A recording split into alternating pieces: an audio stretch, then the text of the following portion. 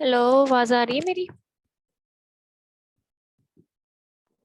जी ma'am आ रही है। हाँ, जो आज हमने डिस्कस करना है वो है विटामिन एंड मिनरल्स। अच्छा, और फ्लूइड। सबसे पहले हम विटामिन मिनरल की बात करते हैं। Vitamin mineral obviously human individual के लिए बहुत ज़्यादा इम्पोर्टेंट है। जब भी हम हेल्दी डाइट की बात करते हैं तो वो हम फ्रूट्स वेजिटेबल के थ्रू विटामिन एंड मिनरल को अपने फूड में ज़रूर इंकॉर्पोरेट करते हैं। इसके अलावा और भी उनके बेनिफिट्स हैं जो ऑब्वियसली स्पोर्ट्स पर्सन के लिए भी उतने ही इम्पोर्टेंट है। Unless an individual is deficient in a given nutrient, supplementation with that nutrient does not have a major effect on performance. Several nutrients are of concern for athletes. A daily intake of less than one-third of RDA for thiamine, riboflavin, B6, vitamin C, even when other vitamins are supplemented, may lead to a significant decrease in VO2 max and the anaerobic threshold in less than 4 weeks. तो वो ये बात कर रहा है कि अगर कोई भी इंडिविजुअल अनटिल और अनलेस वो डेफिशिएंट ना हो, अगर हम उसकी सप्ली अगर एक इंडिविजुअल डेफिशिएंट नहीं है और हम उसे सप्लीमेंट कर रहे हैं तो ऐसा तो उसका कोई मेजर इफेक्ट नहीं होगा परफॉर्मेंस पे। अगर तो वो डेफिशिएंट है किसी भी न्यूट्रिएंट से और हम उसको सप्लीमेंट कर रहे हैं तो ऑब्वियसली फिर उसके रिमार्केबल इफेक्ट्स आएंगे। और अगर वन थर्ड आरडीएल ले रहे हैं हम इन सब वाइटामिन का जो कि वाटर सोल्यूबल है या फैट सोल्यूबल है, तो मोस्टली जो है आपके जो वाटर सोल्यूबल है वो इम्पोर्टेंट होते हैं। क्यों? क्योंकि वो बॉडी से इजीली डिस्चार्ज हो जाते हैं और उनकी डेफिशिएंसीज भी ज्यादा जो है वो प्रेवलेंट होती है कंपेयर टू फैट सोल्यूबल की इतनी जल्दी डेफिशिएंसी आती नहीं है। Iron and calcium are the two minerals most likely to be low in the diet of young athletes. Iron and calcium mostly जो फीमेल्स हैं उनमें आयरन और कैल्शियम की डेफिशिएंसी ज्यादा होती है। एक तो मेंस्ट्रुएशन साइकिल की वजह से मोस्टली जो फीमेल्स होती है वो अनीमिक होती है, इतना वो कंज्यूम नहीं कर रही होती जितना उनकी बॉडी से एलिमिनेट हो रहा है। और दूसरा कैल्शियम जो है वो भी जो है डेफिशिएंट होती है। मेल और फीमेल दोनों, लेकिन स्पेसिफिकली जो फीमेल्स हैं उनमें ज्यादा, यंग फीमेल्स हैं उनमें ज्यादा ये प्रेवलेंट होती है आयरन और कैल्शियम की deficiency. Training and work schedule, low nutrient snack, infrequent nutrient dense meals, and overall low calorie intake may cause inadequate intake of vitamin mineral. These are the causes जो कि responsible है vitamin mineral की deficiency के लिए। जो भी training और उनके वर्क स्केड्यूल्स हैं, अगर तो वो बहुत ही फ्रीक्वेंट है या बहुत ही हैवी एक्सरसाइज है तो वो भी इफेक्ट करेगी। लो न्यूट्रिएंट स्नैक्स ले रहे हैं वो, या उनकी इनफ्रीक्वेंट डेंस मील्स ले रहे हैं जैसे कि सॉफ्ट ड्रिंक ज्यादा ले रहे हैं और फास्ट फूड ज्यादा कंज्यूम कर रहे हैं, बेकरी आइटम ज्यादा कंज्यूम कर रहे हैं, और ओवरऑल लो कैलोरिक इनटेक जो है वो सब इंटरफेयर करती है हमारे विटामिन और मिनरल की इनटेक के साथ। Because many women athletes are also vegetarians, zinc, iron, and vitamin B12 may be concerned. क्यों? क्योंकि जो जिंक, आयरन और विटामिन B12 है इधर एनिमल सोर्सेज हैं, तो अगर कोई एथलीट वेजिटेरियन है, मेल और फीमेल, तो उनमें बहुत ज्यादा चांसेस हैं कि वो इन चीजों से इन मिनरल्स और न्यूट्रिएंट से डेफिशिएंट होंगे। In one study, female athletes failed to meet the estimated average requirement for folate in 48% of cases, calcium 24%, magnesium 19% and iron 4%। उन्होंने अपनी बात को एक स्टडी के साथ जो है वो रेफर किया है। When limited to 100% of dietary reference intake, vitamin supplementation is generally regarded as safe. Excess amount may contribute to health problems. Athletes need to understand that more is not always better. The DRI for vitamin and mineral are the guide for determining nutritional need and upper level have been established. अच्छा, जब कभी आप food supplement या कोई भी supplement का label देखते हो तो उसमें उन्होंने लिखा होता है नेक्स्ट के, मतलब अगर आयरन है वो इतने मिलीग्राम है तो उसके आगे लिखा होता है 33%, 43%, 100%, 123%। वो सब चीजें जो है वो शो कर रही होती है कि आप इतने परसेंट अपना आरडीए जो है वो फुलफिल कर रहे हैं इसको कंज्यूम करके। ठीक है, वो कोई वो 100 से ज्यादा भी हो सकता है। अगर वो 100 से ज्यादा है तो मतलब कि आप अपनी डेली रिक्वायरमेंट से ज्यादा कंज्यूम कर रहे हो, अगर वो 100 से कम है तो मतलब आप अपनी डेली रिक्वायरमेंट से कम कंज्यूम कर रहे हो, उतने परसेंट उस सप्लीमेंट का कंज्यूम कर रहे हो। ठीक है, आरडीए से रेफर करते हैं उसको।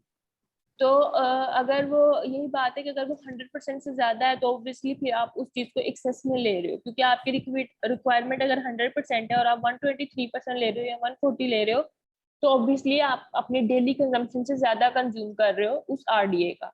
ठीक है, तो उसी चीज को उन्होंने मेंशन किया है कि हमेशा जो ज्यादा होता है वो अच्छा नहीं होता, sometime excess of everything is bad, ये सबको पता है। B vitamins increase energy metabolism, create a need for more of the B vitamin। अच्छा, बी vitamins जितने भी हैं आपको पता है कि ये हमारे मोस्ट ऑफ द मेटाबॉलिज्म में इन्वॉल्व होते हैं एज अ कोएंजाइम। तो जब ये एज अ कोएंजाइम यूज होते हैं तो जितना आप एक्सरसाइज ज्यादा करते हो उतना आपका मेटाबॉलिज्म फास्ट होता है, उतना आपको रिक्वायरमेंट होती है इन बी vitamins की। ठीक है, तो इसीलिए उनकी रिक्वायरमेंट जो है वो इंक्रीज कर जाती है। Studies has shown that athlete can become depleted in some B vitamin and in these athlete dietary change or supplementation improve exercise performance. For some athletes such as wrestlers, gymnasts or rowers who consume low calorie diet for long period, a B vitamin supplement to meet their RDA may be appropriate. There is no evidence that supplementing the well nourished athlete will more B vitamin will increase performance. अच्छा, वो ये बात कर रहे हैं कि जो low calorie diet लेते हैं ऑब्वियसली उनमें फिर सप्लीमेंट के साथ जो है उनकी आरडीए की कंजम्पशन को फुलफिल किया जाता है, लेकिन ये एविडेंट नहीं है कि अगर एक इंसान ऑलरेडी अच्छे मतलब ऑलरेडी उसका नॉर्मल है, क्या उसे कहते हैं, आरडीएस नॉर्मल है और वो नॉर्मल उसकी विटामिन और मिनरल की रिक्वायरमेंट चल रही है, तो अगर आप उन्हें सप्लीमेंट करेंगे तो वो क्या उससे ज्यादा अच्छी परफॉर्मेंस देंगे, ऐसा नहीं है। ठीक है, परफॉर्मेंस उतनी ही रहेगी। अगर डेफिशिएंट है और वो सप्लीमेंट ले रहा है तो परफॉर्मेंस इंक्रीज करेगी, लेकिन अगर ऑलरेडी वो फुलफिल है उसकी रिक्वायरमेंट तो फिर भी वो सप्लीमेंट ले रहा है कि मैं और इनहेंस कर लूंगा, तो ऐसा कुछ एविडेंट नहीं है। A deficiency of vitamin B12 could develop in vegetarian athlete after several years of strict regimen intake. The vitamin B12 supplement is warranted. There is a possibility of altered B12 metabolism based on serum homocysteine concentration. The intake of folic acid is marginal for large portion of US population and could be low in athletes whose consumption of fruits and vegetables is low. A folate supplement to meet the RDA plus wheat grain and fortified product can be suggested to boost dietary intake of folate. जो vitamin B12 है, folic acid है, आपको पता है कि ये anaemia से link करते हैं, तो अगर जब इनकी डेफिशिएंसी होती है तो अनीमिया होता है। तो उसके लिए उन्होंने कहा है कि या तो आप सप्लीमेंट करें जो कि वेजिटेरियन है, और अगर फॉलिक एसिड की डेफिशिएंसी है तो फिर ऑब्वियसली वो फॉलिक एसिड फोर्टिफाइड चीजें जो है वो कंज्यूम करे ताकि वो अपना आरडीए फुलफिल कर सके। एक और बहुत इंपॉर्टेंट चीज जो है विटामिन मिनरल्स रोल प्ले करते हैं वो है एंटीऑक्सीडेशन में। ठीक है, अब जितना आपका वर्कलोड और एक्सरसाइज परफॉर्मेंस ज्यादा होगी बॉडी में उतनी ऑक्सीजन स्पीशीज जो है वो क्रिएट होना शुरू हो जाएंगी, फ्री रेडिकल क्रिएट होना शुरू हो जाएंगे। ठीक है, क्योंकि मेटाबॉलिज्म भी फास्ट हो गया है, तो ऑक्सीजन जो है वो ज्यादा से ज्यादा इलेक्ट्रॉन ट्रांसपोर्ट चेन में जो ऑक्सीजन है वो प्रोड्यूस हो रही होगी। ठीक है, so the rate of whole body oxygen consumption during exercise may increase 10 to 15 fold or as much as 100 fold in active peripheral skeletal muscle. Oxidative stress increases the generation of lipid peroxides and free radicals. The magnitude of stress depends on the ability of the body tissue to detoxify ROS. तो जितना ज्यादा workout करते हैं उतनी ज्यादा reactive oxygen species जो है वो क्रिएट होना शुरू हो जाती है, स्पेसिफिकली स्केलेटल मसल में, जिसकी वजह से जो है वो स्ट्रेस इंक्रीज कर जाता है बॉडी में। अब ये डिपेंड कर रहा होता है कि बॉडी की क्या एबिलिटी है वो डिटॉक्सिफाई कर सके उन रिएक्टिव ऑक्सीजन स्पीशीज को। अब रिएक्टिव ऑक्सीजन स्पीशीज तो क्रिएट हो रही है, उनको खत्म करने के लिए एक ही हल है आपके पास, एंटीऑक्सीडेंट्स। तो ये आप कंज्यूम कर रहे हो तो आपकी बॉडी में एबिलिटी है कि आप उन्हें डिटॉक्सिफाई कर सको। ठीक है, free radical are neutralised by antioxidant defence system that protect the cell membrane from oxidative damage. The system include 1 to 3 enzyme आपके इन्वॉल्व है एंटीऑक्सीडेशन में, catalase, superoxide dismutase and glutathione peroxidase. लेकिन इसके अलावा कुछ विटामिन मिनरल जो हैं वो भी हेल्पफुल होते हैं एज एन एंटीऑक्सीडेंट, जिसमें हमारे पास है vitamin A, E and C, selenium and phytonutrients, जिसमें हमारे पास आते हैं कैरोटीनॉइड। अब आपको कभी भी ये चीज नहीं भूलनी चाहिए, अगर आपको कभी भी जिंदगी में ये क्वेश्चन आता है कि कौन से एंजाइम एज एन एंटीऑक्सीडेंट काम करते हैं, तो आपको इन 3 एंजाइम का नाम याद होना चाहिए। ठीक है, whether exercise increase the need for additional antioxidant in the diet is unclear.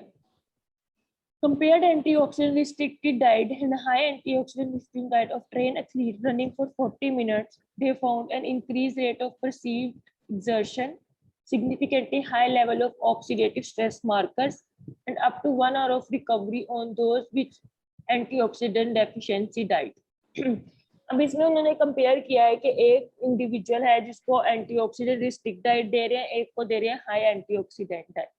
अब उन्होंने जो भी फिजिकल एक्टिविटी परफॉर्म की है उसके बाद उन्होंने उनका रिएक्टिव ऑक्सीजन मार्कर चेक किए हैं बॉडी में, और उन्होंने ये चीज देखी है कि वो जिनमें लो एंटीऑक्सीडेंट डाइट थी उनमें ज्यादा थे और उनमें रिकवरी का टाइम भी ज्यादा लगा कंपेयर टू जिनकी हायर एंटीऑक्सीडेंट डाइट थी।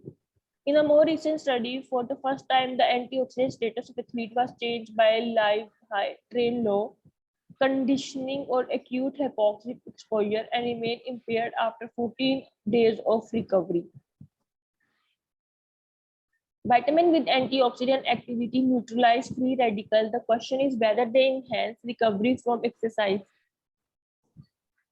ये भी इसमें भी यही चीज है कि जो फ्री रेडिकल्स प्रोड्यूस नहीं हो रहे तो भी आप ले रहे हैं तो वो ऐसा आपकी परफॉर्मेंस को इनहेंस नहीं करता, वो सिर्फ आपकी जो रिएक्टिव ऑक्सीजन स्पीशीज क्रिएट हुई हैं उनको ठीक करता है और वो फिर हेल्पफुल होती हैं आपकी बॉडी इनहेंस करने की, डायरेक्टली ऐसा कोई रोल नहीं है।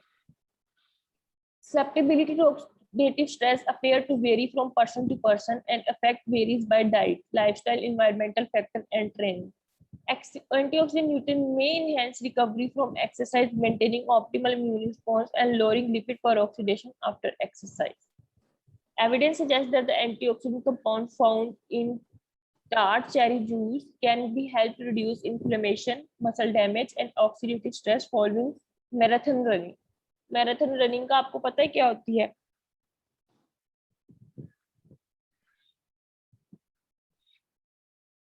कौन बताएगा? राबेल का माइक कौन है?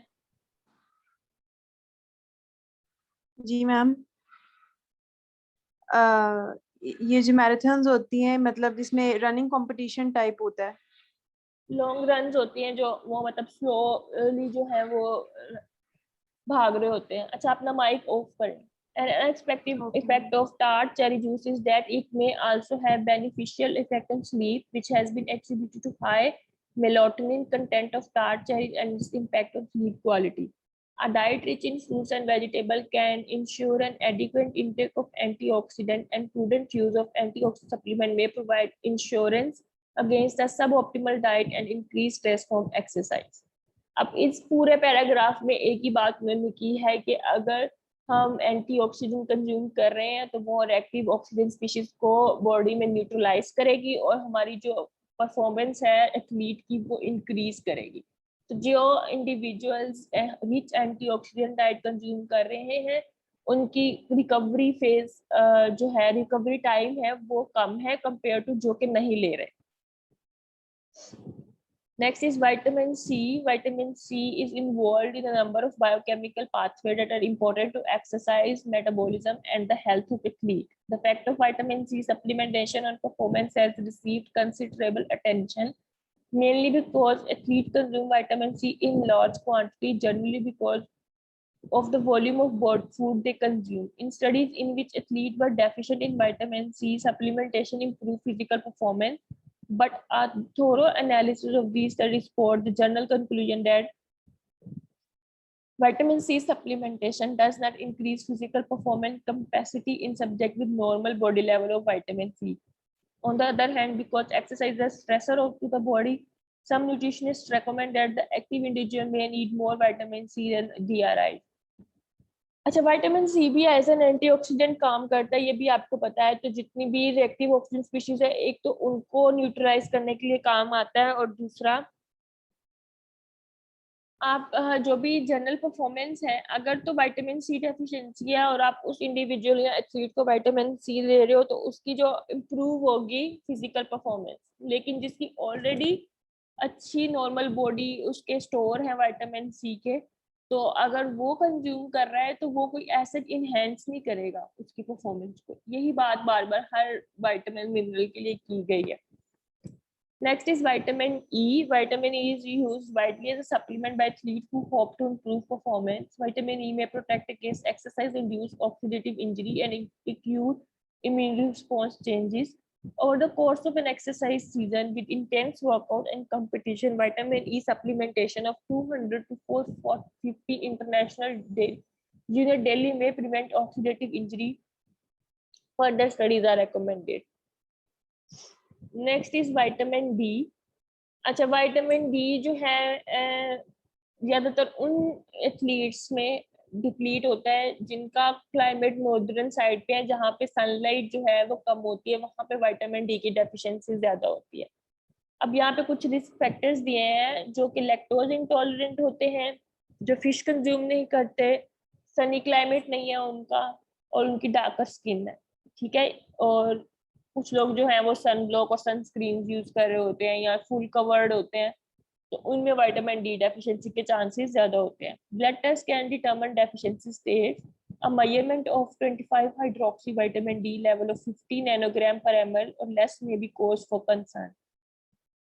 ये उन्होंने एक रेफरेंस वैल्यू दिया है कि अगर 50 नैनोग्राम या उससे कम है तो ये आपके लिए कॉज ऑफ कंसर्न है कि उनका विटामिन डी डेफिशिएंट हो रहा है.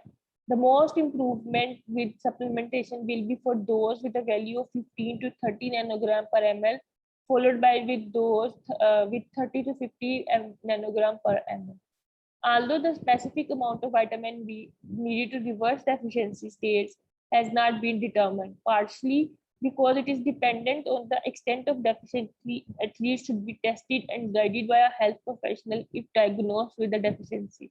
The RDA for males and female under age 70 is 16 and 600 and above 70 is 800. The tolerable upper intake level is 4,000 international unit per day for all individual age 9 and older. अच्छा, जो vitamin D की deficiency है, अब अगर हम specifically भी बात करें तो फीमेल्स में ज्यादा होती है कंपेयर टू मेल्स, और आफ्टर मेनोपॉज जो है वो ज्यादा प्रेवलेंट है विटामिन डी की डेफिशिएंसी. यहाँ पे उन्होंने मेंशन नहीं किया, लेकिन ये भी एक रिस्क फैक्टर है उन फीमेल्स के लिए जो ओवर 40 है या 50 है, तो जिनमें मेनोपॉज स्टार्ट होना शुरू हो जाता है तो उनमें भी विटामिन डी की डेफिशिएंसी ज्यादा होना शुरू हो जाती है, तो वो उनको रेकमेंड किया ही जाता है कि वो कैल्शियम या विटामिन डी की सप्लीमेंटेशन करें. Next is iron. Iron is critical for sport performance as a component of hemoglobin. It is instrumental in transporting oxygen from lungs to tissue. It performs a similar role in myoglobin, which acts within the muscle as an oxygen acceptor to hold a supply of oxygen readily available for use by the mitochondria. Iron is also a vital component of cytochrome enzyme involved in production of ATP. Cytochrome enzyme आपको electron transport chain में पड़े होंगे, ये helpful होते हैं और वो oxygen और हाइड्रोजन कंबाइन करते हैं और वाटर बनते हैं और साथ एटीपी की प्रोडक्शन में. Thus, it follows the iron deficiency anemia limit aerobic endurance and the capacity for work. Even partial depletion of iron store in the liver, spleen, and bone marrow, as evident by low serum ferritin, can have a detrimental effect on exercise performance, even when anemia is not present. अच्छा, अगर तो सिर्फ ferritin level ही लो है और बात अभी तक anaemia तक नहीं पहुंची, मतलब अभी अनीमिया डायग्नोस नहीं हुआ लेकिन सीरम फेरेटिन लेवल्स लो है, तो भी उनकी जो है एक्सरसाइज परफॉर्मेंस अफेक्ट होती है एथलीट्स की. Although iron deficiency anemia is not frequent in athletes, suboptimal serum ferritin level are relatively common. Athletes at risk are rapidly growing male adolescent, the female athlete with heavy menstrual losses, the athlete with an energy restricted diet, distance runners who have increased GI iron loss, hematuria, hemolysis caused by foot impact, and myoglobin leakage, and those training heavily in hot climate with heavy sweating. All athletes, especially female long distance runner and vegetarians, should be screened periodically to assess their iron status. Females को इसलिए क्योंकि उनका जो menstrual loss भी हो रहा होता है उसकी वजह से भी उनको जो है वो रखा जाता है, और दूसरा जो फीमेल्स होती हैं वो समटाइम्स जो है वो वेजिटेरियन डाइट पे होती हैं या वो रिस्ट्रिक्टेड डाइट पे होती हैं, जिसकी वजह से वो कैलोरी इनटेक उनका उतना नहीं हो रहा होता, या वो चीजें वो कंज्यूम अब कैलोरी रिस्ट्रिक्ट करने के लिए वो सबसे ज्यादा पहले मटन और ये सब चीजें जो है वो प्रोटीन सोर्सेज जो है वो बैन करती हैं, क्योंकि उनके साथ ऑब्वियसली फैट भी अटैच होता है. जिसकी वजह से फिर उनमें ज्यादा चांसेस होते हैं आयरन डेफिशिएंसी एनीमिया के या लो सीरम फेरेटिन लेवल के। तो उनको जो है वो पीरियोडिकली जो है वो असेस या स्क्रीन किया जाता है ताकि उनमें कोई डेफिशिएंसी ना हो।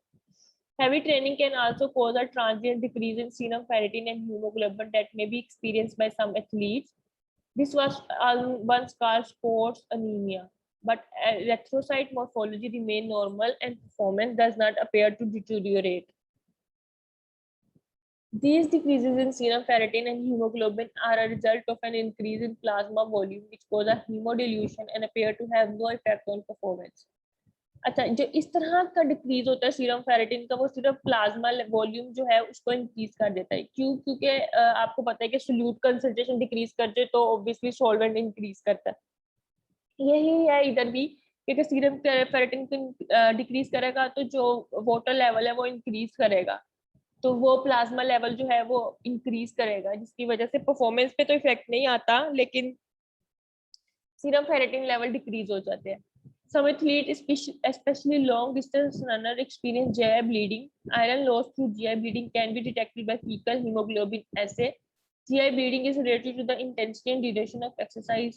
ये जो जितने भी रेसलर्स और बॉडी बिल्डर्स होते हैं उनमें भी GI bleeding के चांसेस ज्यादा होते हैं, क्योंकि वो हाई इंटेंसिटी एक्सरसाइज परफॉर्म करते हैं। और इन एथलीट्स को जो है वो रेकमेंड किया जाता है कि वो आइबुप्रोफेन जो है वो इनटेक करें बिफोर कंपटीशन, क्योंकि ये पेन को डिक्रीज करती है। The iron concentration in sweat is lower in a hot environment.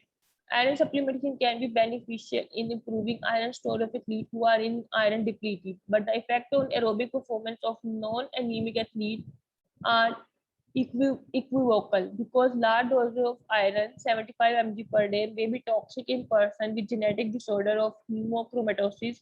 Such supplements should be used only by those diagnosed as iron depleted or anemic. अच्छा, जो हाई आयरन इनटेक है वो भी जो है वो बेनिफिशियल नहीं होता। तो अनटिल और अनलेस कोई भी एथलीट अनीमिक नहीं है या लो आयरन स्टोर्स नहीं है, उनको रेकमेंड नहीं किए जाते, ठीक है।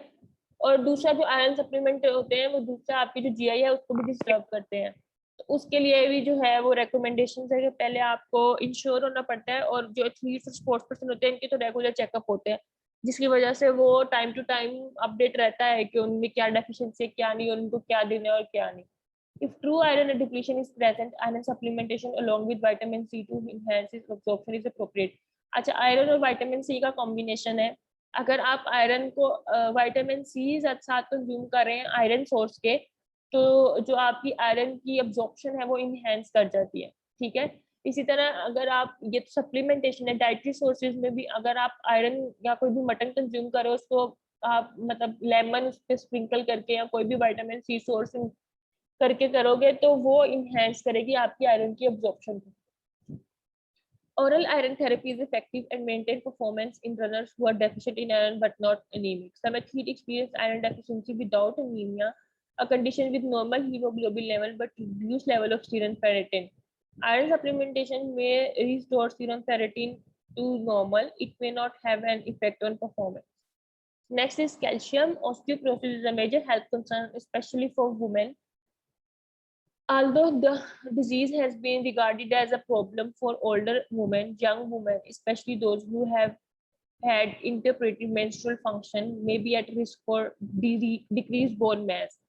The female athlete triad जो होता है वो उसमें कैल्शियम, विटामिन डी और इसमें आपका कॉम्बिनेशन होता है ईटिंग डिसऑर्डर का, एमेनोरिया का और ऑस्टियोपोरोसिस का। अगर ये तीनों कंबाइन है तो उन्हें हम कहते हैं female athlete triad. Strategies to promote the resumption of menses include estrogen replacement therapy, weight gain, and reduced training. Regardless of menstrual history, most female athletes need to increase their calcium and vitamin D intake as well as magnesium. Low-fat and non-dairy fat product, calcium-fortified fruit juices, calcium-fortified soy milk, and tofu made with calcium sulfate are all good sources. यहाँ तक किसी का कोई question?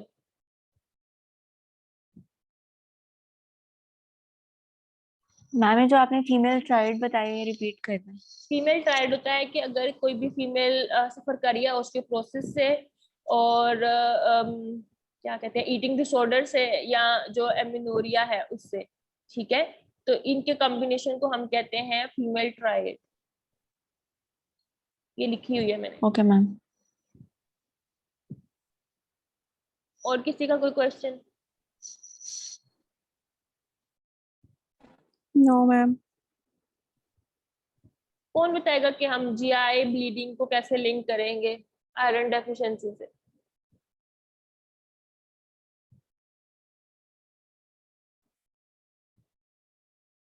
Taiba?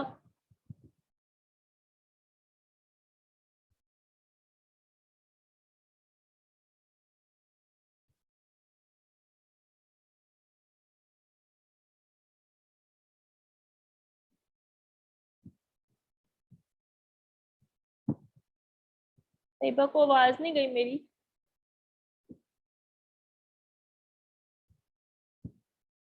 Madiha?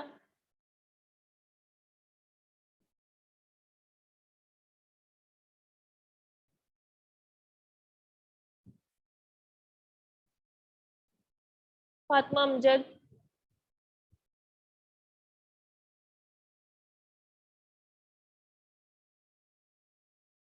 जी ma'am. कैसे GI bleeding जो है वो responsible है आयरन डेफिशिएंसी एनीमिया के? मैम अगर क्या कहते हैं आयरन की एब्जॉर्प्शन नहीं होगी ज्यादा सही तरह तो जीआई ब्लीडिंग हो जाएगी। अच्छा, या अगर ज्यादा इनटेक हो जाएगा आयरन का मतलब नॉर्मल से भी ज्यादा तो भी। अच्छा। शिफा? शिफा कहाँ चली गई तू? अच्छा, दुरा बता दें आप। मैम अगर जो एक्सरसाइज है वो हमारी ज्यादा ड्यूरेशन की हो रही है या हाई इंटेंसिटी की हो रही है तो इस वजह से ब्लीडिंग स्टार्ट हो जाती है। अच्छा। तो शिफा? इसके साथ हमें कुछ ड्रग्स लेनी होती हैं साथ साथ के कंपटीशन से पहले ताकि हम उस ब्लीडिंग को रोक सकें जिसका शिफा? आपने एज ग्रुप में बताई। ठीक है, ठीक है। शिफा? जी मैम। जीआई ब्लीडिंग कैसे लिंक करेगी आयरन डेफिशिएंसी एनीमिया से?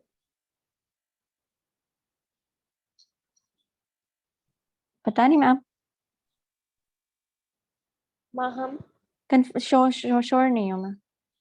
अनश्योर क्या है?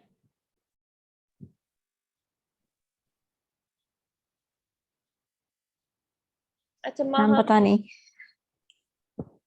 माहम भी सो रही है? ये सो रहे हैं सब? जारा?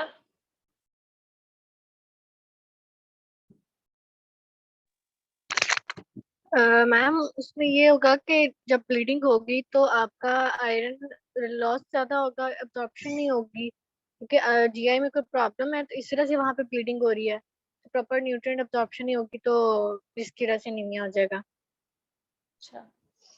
आयशा नियाजी?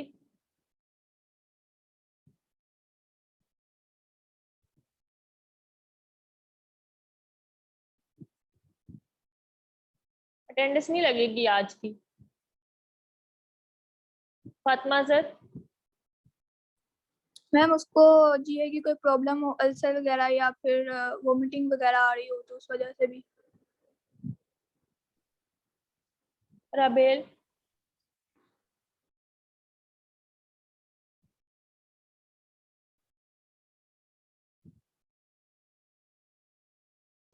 जी मैम। रिपीट करूं क्वेश्चन? नहीं मैम मैंने सुना है क्वेश्चन। मतलब आयरन का जो डेफिशिएंसी का है उसका जीआई से मतलब क्या रिलेशन है। तो उसका यही रिलेशन हो सकता है कि मतलब जीआई में इश्यूज है जिसकी वजह से एब्जॉर्ब नहीं हो रही आयरन तो उसकी वजह से एनीमिया है। अच्छा, मदीहा, माहम, आयशा और तैयबा की अटेंडेंस नहीं लगेगी जब ये उठे सो नहीं के? मैम तैयबा जो थी उसका इंटरनेट नहीं आ रहा था सही तो उसको आवाज नहीं आ रही सही तरह। जो भी उसने है, भी बताया मुझे। जब ये उठे तो मुझे बताना है कि आपको बताना है? उठे तो बता देना इनको। अच्छा, अब जीआई जो ब्लीडिंग है, दूसरा एक और पर्नीशियस एनीमिया भी हो सकता है, क्योंकि आपका जो इंट्रिंसिक फैक्टर है वो कहाँ से रिलीज होता है?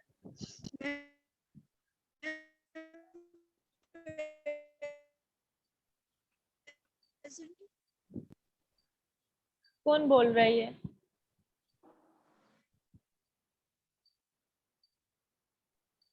ठीक है, तो उसकी भी वजह से आपका जो है वो अनीमिया हो सकता है।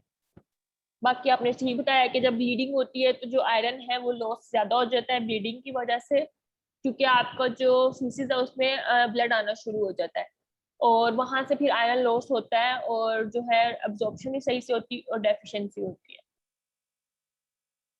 इतना ही है आज के लिए।